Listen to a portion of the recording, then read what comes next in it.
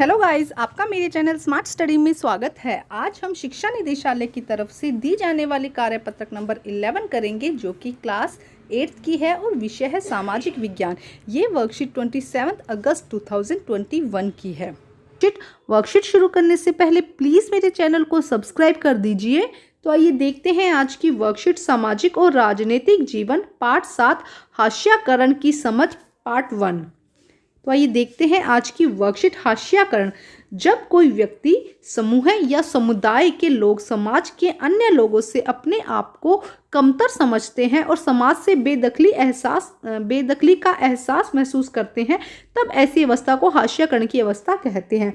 तो देखो क्या कहा गया बेटा, हास्याकरण: जब कोई व्यक्ति, समूह या पूरा समुदाय अपने आप को समाज से कम समझने लग जाते हैं, जो बाकी का समाज है उससे अपने आप को कम समझने लग जाते हैं और एक बेदखली सा महसूस करते हैं, उन्हें लगता है कि उन्हें समाज से बेदखल कर दिया गया है, तो इस अवस्था को हम हास्याकरण कहते हैं।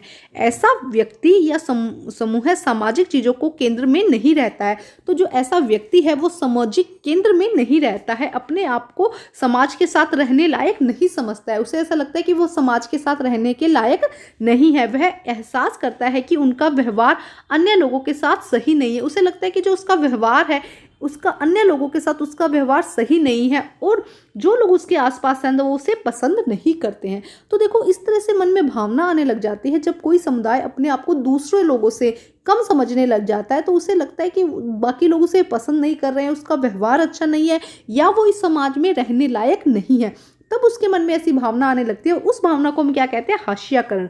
समाज का यह तबका समाज में ही सामाजिक, आर्थिक और राजनीतिक आदि भागीदारी से वंचित रहने वाला वर्ग बन जाता है। तो समाज के देखो हमारा जो संविधान है उसमें क्या कहा गया है कि हर व्यक्ति को सामाजिक दृष्टि से, राजनीतिक दृष्टि से समान समझा जाएगा। तो लेकिन वो व्यक्ति अपने आप को, वो समुदाय अपने आप को सामाजिक, आर्थिक और राजनीतिक तीनों ही दृष्टि से क्या कहता है, अपने आप को बराबर नहीं समझता और वो इसमें भागीदारी लेने से वंचित रह जाता है।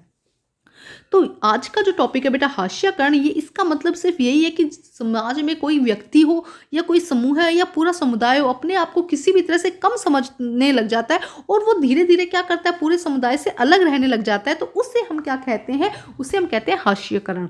तो देखो हास्याकरण की कई वजह हो सकती है, जैसे कि अलग भाषा। अगर मान लो आप किसी जगह ऐसे जाते हो जहाँ पे जो आप लैंग्वेज बोल रहे हैं वो लैंग्वेज नहीं बोली जाती, तो आप अपने आप ही वहाँ पे कमतर महसूस करने लगोगे, अपने आप को कम समझने लग जाओगे।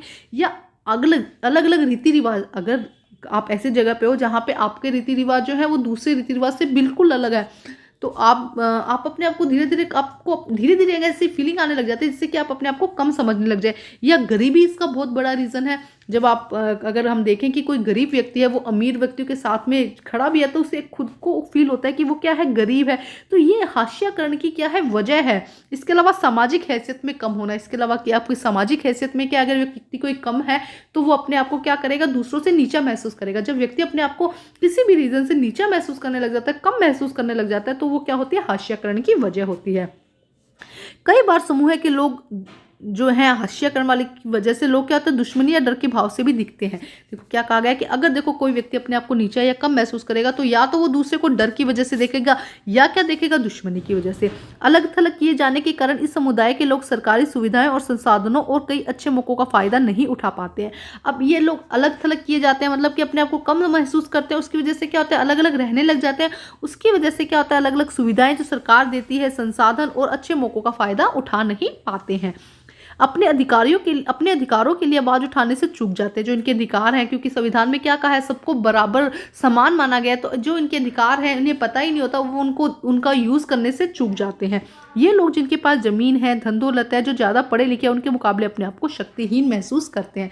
अब देखो जब कंपैरिजन करते हैं, अपने आप को कम महसूस करते हैं, तो अब जो अमीर है उसके सामने अपने आप को कम महसूस करेंगे, जो ज़्यादा पढ़े लिखे हैं उनके सामने अपने आप को कम महसूस करेंगे। तो ये सब वजह है हास्याकरण की बेटा।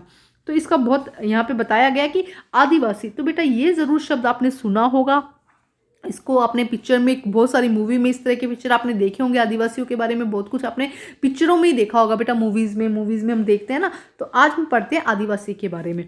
आदिवासी शब्द का मतलब होता है मूल निवासी, यानी समुदाय जो जंगल के साथ जीते हैं और कई जगह आज भी इसी तरह का जीवन जी रहे हैं। तो देखो आदिवासी शब्द का मतलब होता है मूल निवासी, मतलब कि जो लोग जंगलों के साथ जीते हैं या जंगलों में जीते हैं, उनका जीवन शहरों से बिल्कुल पूरी तरह से अलग होता है।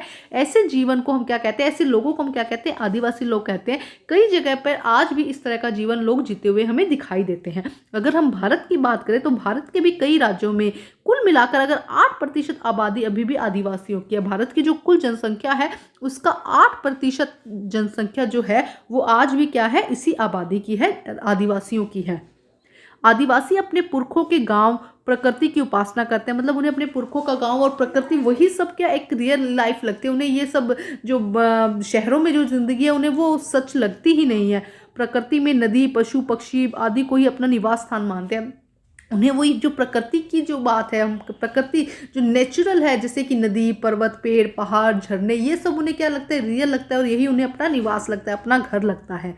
हमने किताबों में, फिल्मों में आदिवासियों के स्वरूप को देखा है। वह रंग बिरंगे कपड़े पहने हुए, सर पर मुकुट लगाए हुए दिखाई देते हैं। तो हमने देखो सब, मैं यही बता रही थी कि सबने कहीं भी ना कहीं किसी ना किसी मूवी में आदिवासियों के जीवन को देखा है कि किस तरह वो रहते हैं, रंग बिरंगे कपड़े पहनते हैं। देखो इस तरह से दिखाया गया, भाला वाला लेकर हाथ में रहते हैं, तैयार होकर रहते हैं और सर पर मुकुट लगा होता है। तो इस तरह का जीवन हमने देखा कि आदिवासी अपना जीवन जीते हैं। आदिवासियों के लिए ये धारणा बनी हुई है कि वे आगे नहीं बढ़ना चाहते हैं, बदलाव या नए विचारों से दूर रहना चाहते हैं। तो आदिवासियों के लिए ये धारणा बनी हुई है कि भाई वो आगे नहीं बढ़ना चाहते, उन्हें उसी तरह का जो जीवन वो जी रहे हैं वही जीवन उन्हें पसंद है और वही विचार वो रखते हैं। नए विचारों से वो दूर रहना चाहते हैं। उनका जीवन पुराने किस्म का और पिछड़ा हुआ है और ऐसा माना जाता है कि उनका जो जीवन है वो पुराने किस्म का और पिछड़ा हुआ है। एक्चुअली अगर देखा जाए तो वो जंगलों में रहते हैं, उन नई नई जितनी सुविधाएं आई है वो उन सुविधाओं का यूज़ नहीं कर रहे। तो एक तरह से उनका जीवन क्या है, पिछड़ा हुआ है। तो ऐसा माना जाता है कि वो उसी तरह के जीवन में रहना खुश, उन्हें अच्छा लगता है, वो उसी तरह के जीवन में खुश हैं। आदिवासियों को आज हाशियाई और शक्तिहीन समुदाय के रूप में देखा जाता है। तो देखो क्यों, क्योंकि ये पूरी तरह समाज से क्या है, अलग है और इन शक्तिहीन समुदाय के रूप में इनको देखा जाता है। अपनी ज़मीनों से दूर हो जाने के कारण गांव छोड़कर शहरों और कस्बों के उद्योग धंधों और निर्माण कार्यों के कारण कम कीमत पर काम करते हैं। अभी देखो ये क्या करते हैं आदिवासी, अब इनकी ज़मीनों से दूर होने के कारण ये क्या करते हैं, शहरों में बस भी गए हैं तो वहाँ पे उद्योग धंधों में काम कर भी रहे हैं। तो क्या करते हैं, निर्माण कार्यों में जो इनको कम कीमत पर, कम पैसे देकर इनको काम पर लगा लिया जाता है, जिसकी वजह से क्या हो रहा है, ये और गरीबी और लालच के काम में फंसते जा रहे हैं। मतलब देखो बहुत सारे आदिवासियों को ले आए शहरों में और कम उनकी जो मजदूरी है, लागत जो उनको दी जा रही है वो बहुत कम दी जा रही है, जिससे कि क्या होता है वो और गरीब और लाचार होते हुए अपने उस जाल में फंसते चले जा रहे हैं। तो आसान है आज की वर्कशीट। अब हम करते हैं इसकी क्वेश्चन आंसर। तो देखते हैं क्वेश्चन नंबर 1 क्या है, हाशियाकरण किसे कहते हैं। तो बहुत अच्छे से आपकी वर्कशीट में दिया गया है बेटा, देखो यहाँ पे दिया गया है फर्स्ट का आंसर। हाशियाकरण जब कोई व्यक्ति, समूह, समुदाय के लोग समाज के अन्य लोगों से अपने आप को कम समझते हैं या बेदखली का एहसास करते हैं कि उन्हें बेदखल कर दिया गया, तो ऐसी अवस्था को हम हाशियाकरण अवस्था कहते हैं। तो ये है आंसर नंबर 1। अब हम करते हैं क्वेश्चन नंबर 2। देखिए बेटा क्वेश्चन नंबर 2 क्या दिया गया है, हाशियाई लोग समाज से अलग थलग क्यों रहते हैं। क्यों उन्हें लगता है कि समाज उन्हें समझ नहीं रहा है, वो लोग समाज को नहीं समझ रहे हैं, बेदखली महसूस कर रहे हैं, इसीलिए वो क्या करते हैं, अलग थलग रहने लग जाते हैं। तो आइए करते हैं आंसर नंबर 2। तो देखिए बेटा आंसर नंबर 2, हाशियाई लोग समझते हैं कि उनका व्यवहार अन्य लोगों के साथ सही नहीं है।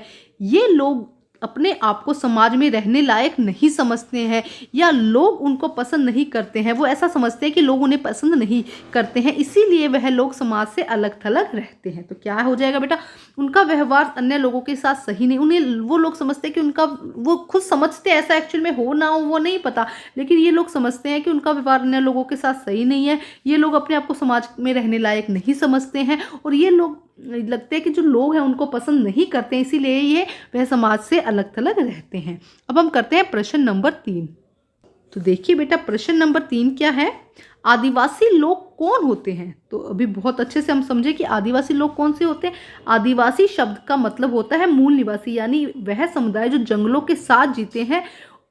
तो इसे हम क्या कहते हैं, ऐसा जीवन जो ऐसे लोग जो जंगलों के साथ जीते हैं या जंगलों में जीते हैं, हम जंगलों के साथ की जगह जंगलों में जीते हैं, उन्हें हम आदिवासी कहते हैं। तो ये हो जाएगा आपका आंसर नंबर 3। आदिवासी शब्द का अर्थ है मूल निवासी, यानी ऐसा समुदाय जो जंगलों के साथ जीते हैं और जंगलों में जीते हैं, तो उन्हें हम क्या कहते हैं, आदिवासी। अब हम करते हैं प्रश्न नंबर 4। तो देखिए प्रश्न नंबर 4 क्या है बेटा, आदिवासी ने शहरों में रहना शुरू क्यों कर दिया। आदिवासी जो लोग थे, अब देखो उन्होंने शहरों में रहना क्यों शुरू कर दिया, क्योंकि अब धीरे धीरे लोगों को जानकारी हो रही है कि सरकार बहुत सारी सुविधाएं दे रही है, तो उन्हें इन सब सुविधाओं से वंचित है, तो इसीलिए इनकी इच्छा हो रही है कि भाई हमें भी वो संसाधन सुविधाएं मिले, इसीलिए उन्होंने भी क्या कर दिया, शहरों की तरफ मूव करना शुरू कर दिया। तो आइए करते हैं आंसर नंबर 4। तो देखिए बेटा आंसर नंबर 4, आदिवासी लोगों ने सरकारी सुविधाएं, संसाधनों व कई अच्छे मौकों का फायदा उठाने की इच्छा से शहरों में रहना शुरू कर दिया है। देखो क्यों कर दिया, क्योंकि उन्हें पता है सरकारी सुविधाएं, बहुत सारी सरकार सुविधाएं देती है, अच्छे मौके देती है, संसाधन देती है, तो इनकी इच्छा हुई कि हम भी क्यों ना इनको यूज़ करें, इसीलिए उन्होंने शहरों में रहना शुरू कर दिया है। अब हम करते हैं प्रश्न नंबर 5। तो देखिए बेटा प्रश्न नंबर 5, आपके विचार से हाशियाई लोगों को समाज में कैसे समावेशित या मिलाया जा सकता है। तो देखो जो हिस्सा अलग कर दिया गया उसे किस तरह से मिलाया जा सकता है, उनको देखो नए नए मौके देकर, उन्हें बहुत ज़्यादा मौके देकर, उनके साथ समानता का व्यवहार करके हम क्या कर सकते हैं, उनको समाज के साथ मिला सकते हैं। तो आइए करते हैं आंसर नंबर 5। तो देखिए बेटा आंसर नंबर 5, हाशियाई लोगों के साथ राजनीतिक, सामाजिक और आर्थिक सभी क्षेत्रों में समानता का व्यवहार करके, बेटा अगर हम समानता का व्यवहार करें तो समानता का व्यवहार करके हम समाज के साथ उन्हें समावेशित किया जा सकता है। तो इसके अलावा देखो बेटा और भी हो सकता है, उन्हें नई नई अपॉर्चुनिटी देकर, नए नए तरीके देकर, सुविधाएं देकर, संसाधन देकर हम उन्हें क्या कर सकते हैं, समाज के साथ समावेशित कर सकते हैं। तो आप ये भी इसमें ऐड कर सकते हैं। तो देखिए हाशियाई लोगों के साथ सामाजिक, राजनीतिक और आर्थिक सभी क्षेत्रों में समानता का व्यवहार करके हम समाज में समावेशित कर सकते हैं, समाज में समावेशित किया जा सकता है। तो ये है बेटा आज की वर्कशीट कंप्लीट होती है। वर्कशीट कंप्लीट करके अपने टीचर से चेक कराइए और प्लीज़ मेरे चैनल को लाइक कीजिए, सब्सक्राइब कीजिए और शेयर कीजिए। Thank you students.